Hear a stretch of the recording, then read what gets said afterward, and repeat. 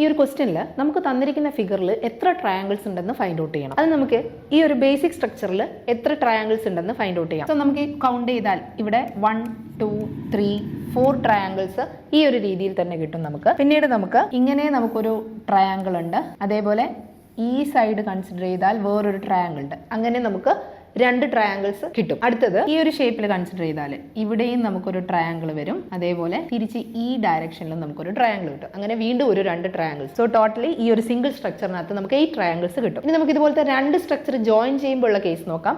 Individually ഇതിൽ ഓരോന്നിലും നമുക്ക് 8 ട്രയാങ്കിൾസ് കാണും.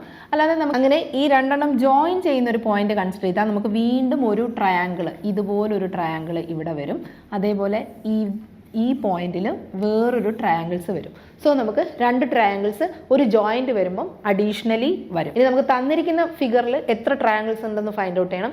സോ നമുക്ക് ഇതുപോലത്തെ ഇൻഡിവിജ്വൽ സ്ട്രക്ചർ നോക്കുകയാണെങ്കിൽ 3 സ്ട്രക്ചർ ഉണ്ട്. സോ നമുക്ക് അവിടെ 8 + 8 + 8 24 ഇൻഡിവിജ്വൽ സ്ട്രക്ചേഴ്സിനകത്ത് തന്നെ വരും.